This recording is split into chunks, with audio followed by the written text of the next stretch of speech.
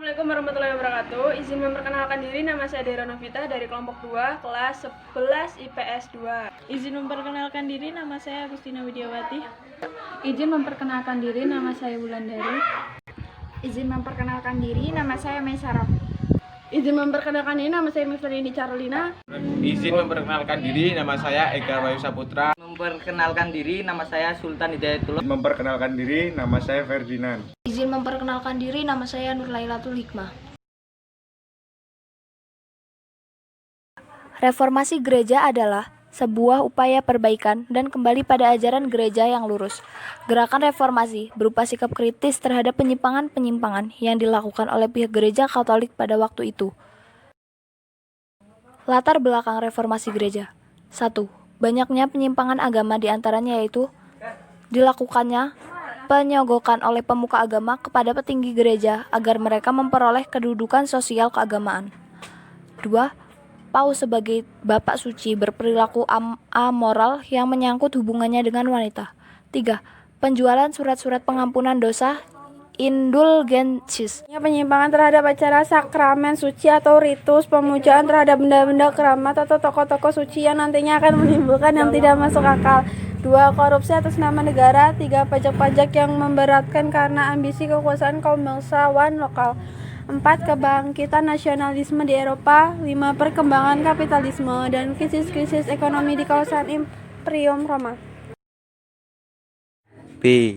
Tokoh reformasi gereja Martin Luther tahun 1483 sampai 1546. Lahir pada 10 November 1483. Jerman. Awal pergerakan reformasi gereja Protestan terjadi di Jerman. Mengapa di Jerman? Karena terdapat beberapa faktor, yaitu strip pertama. Sekitar abad 15 sampai 16 Masehi merupakan negara agraris atau negara yang masih berlatar belakang jika dibandingkan dengan negara-negara Eropa. Rakyat Jerman pada saat itu sebagian besar adalah masyarakat petani yang merupakan kelompok sosial yang saling menderita akibat adanya Katolisisme.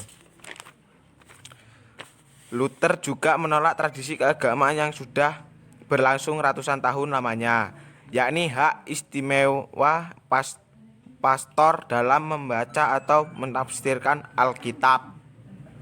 2. Johannes Calvin tahun 1509 sampai 1564. Calvinisme sangat berpengaruh terhadap perjalanan sejarah Eropa modern. Pemikiran Calvin yang kemudian menjadi basis teologis terpenting Protestantisme adalah adanya gagasan tentang takdir.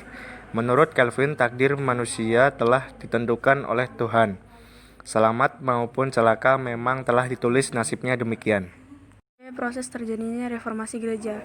Awal terjadinya reformasi gereja terjadi di Jerman sekitar abad 15-16. Sebagian besar rakyat Jerman berlatar belakang atau berprofesi sebagai petani yang merupakan kelompok sosial yang paling menderita akibat kekuasaan Katolisme, salah satunya dengan adanya pajak-pajak yang sangat memberatkan. Selain itu, juga faktor yang mendasar terjadinya reformasi gereja di Jerman adanya proses transisi ekonomi di Jerman, di mana pada waktu itu terjadi proses perubahan dari masyarakat feodal menuju masyarakat ekonomi profit atau kapitalis. Katolik Roma yaitu penolakan terhadap surat-surat pengampunan doa yang dikeluarkan oleh Paus karena menurutnya gereja atau pemuka agama tidak memiliki hak untuk memberikan pengampunan dosa. Tuhanlah yang memberikan pengampunan itu didasarkan kepada kepercayaan dan amal soleh individu selama hidup.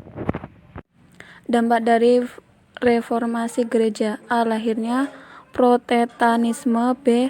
Mengaturnya negara dan pemerintahan sekuler. C. Lahirnya gereja Anglikan. D. Reformasi dan demokrasi. E. Reformasi perang 30 tahun dan keberagaman beragam.